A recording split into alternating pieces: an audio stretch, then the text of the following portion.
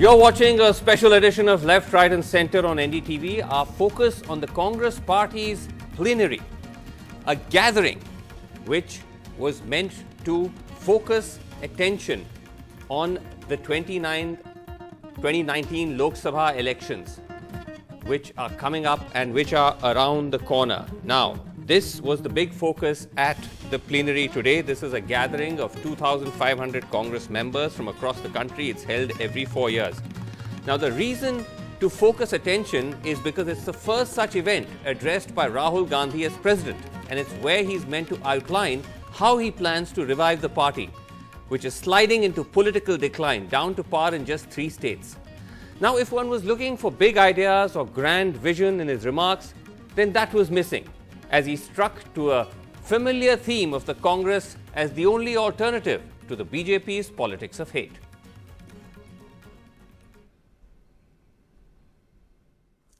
Let's listen to Rahul Gandhi's comments.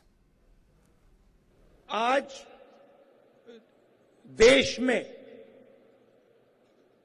गुस्सा फैलाया जा रहा है, देश को बांटा जा रहा है,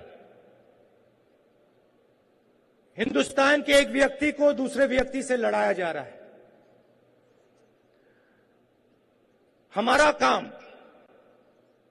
जोड़ने का काम है। ये जो हाथ का निशान है, यही एक निशान है जो हिंदुस्तान को जोड़ने का काम कर सकता है। यही एक निशान है जो इस देश को आगे ले जा सकता है। और इस चिन्ह के, इस निशान के रिप्रेजेंटेटिव्स, इस निशान की जो शक्ति है वो आपके अंदर है। Now, in all fairness, these were introductory remarks. The big Rahul Gandhi vision speech, we are told, is scheduled for tomorrow, for the closing day. In her speech, Sonia Gandhi linked the decline of the Congress to what she called the BJP's use of underhand methods to destroy the party.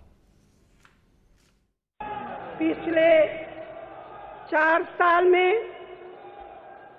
Congress को तबाह करने के लिए अहंकारी और सत्ता के नशे मस्त सरकार ने कोई कसर बाकी नहीं रखी।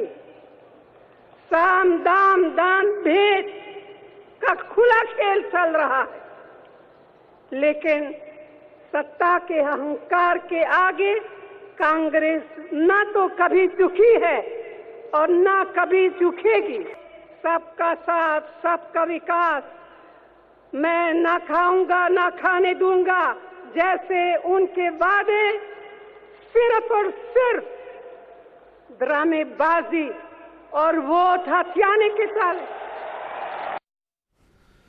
So, in that sense, the only real headlines seem to come out of the party's political resolution. And interestingly enough, for a party that's meant to craft a political future, the resolution seemed to be taking a step backwards. In the resolution, the Congress asked for going back to a paper ballot system and to abandoning the practice of electronic voting machines.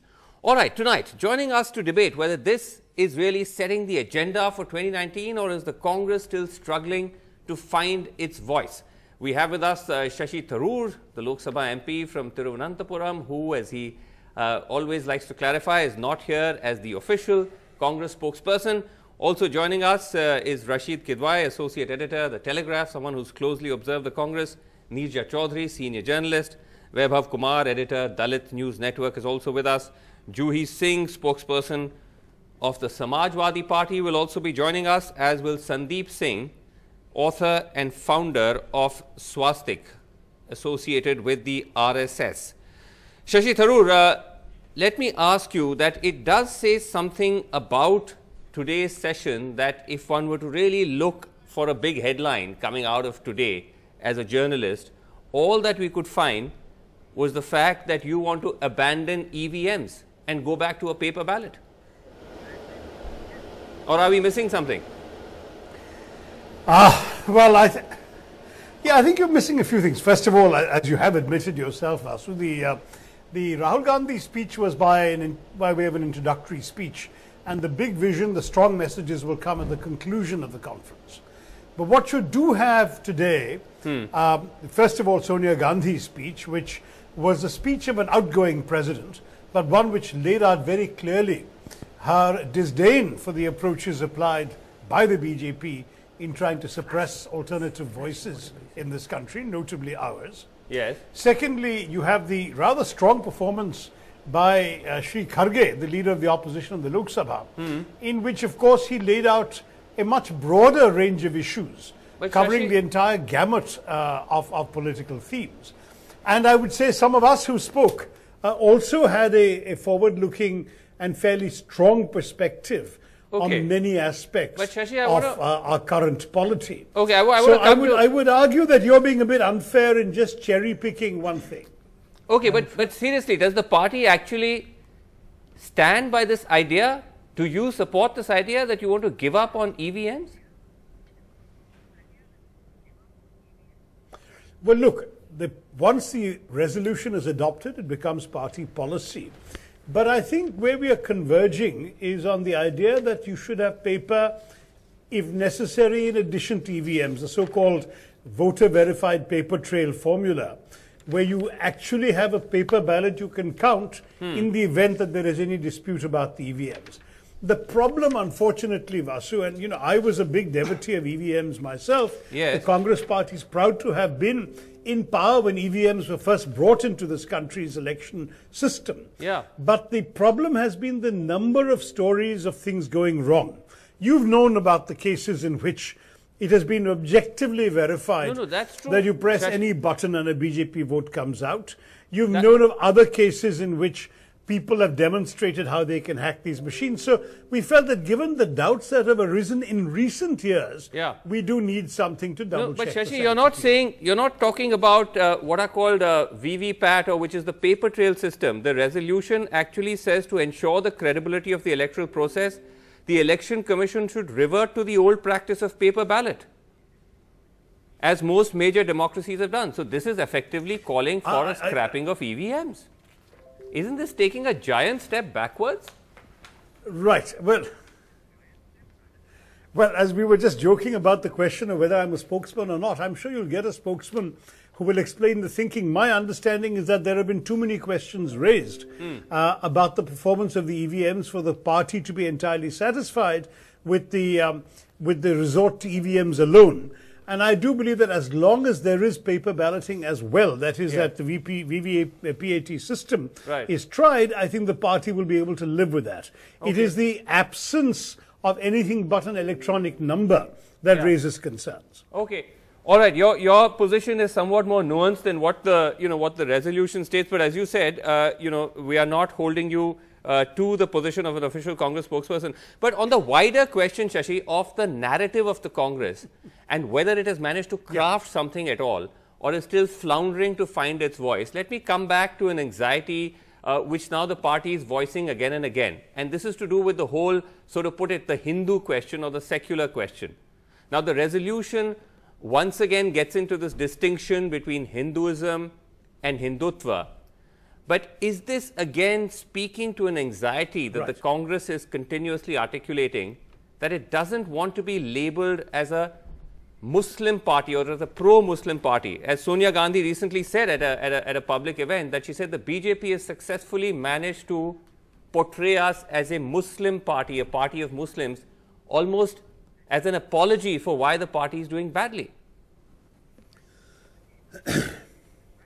No, I mean, I think that there are two aspects to this. First, we don't walk away from any Indian. We are a party of all Indians, whatever your faith or lack thereof, whatever your caste or lack thereof. For us, we represent you all, and that includes our Muslim brothers and sisters. But secondly, we have tried to make the point that when we speak, I spoke today on this very theme as well in my speech. Yes. I said that essentially we need to neutralize the BJP's Hindutva argument. It is not that we are practicing soft Hindutva. Those of us who are Hindus practice Hinduism, which is not Hindutva. Hindutva is a political ideology which has been hammered into a hook that's hung on the wall of religion, but it's not truly religious. Okay. A true Hindu accepts and respects people of other faiths. Right. So my point is we want to neutralize this argument of the BJP's in order to take the debate to where it really matters, which is on absolutely issues like development, employment, farmers' distress and so on, which they're trying to elide by focusing on going to temples. We're all going to temples, and let's get that out of the way and talk about your failures. Okay, but why the discomfiture with being portrayed as a party of Muslims or for Muslims? Look, in our country, 80% of our population happens to be Hindu. We don't believe they're a monolithic vote. We believe Hindus vote in myriad ways, in very many ways at different points of view. But the whispering campaign against the Congress party that this is a party of minorities, it doesn't look after Hindu interests, has managed to infect some percentage of the electorate. I wouldn't say that everyone who voted for Mr. Modi voted because of that argument, but certainly some have been seduced by it. So we want to neutralize the effect of that. We want to get the debate onto what really a government is responsible for. The government is not responsible for mandirs. The government is responsible for development, for employment, for looking after the economic growth of our country. Here the BJP government has failed dismally, and we want to talk about that. But we can't talk about that if they're getting a free run on the Hindu argument. So we're saying let's stop ceding the space to them. Let's get this out of the way by saying, look, you go to temples, we also go to temples. Now let's talk business. Okay, all right.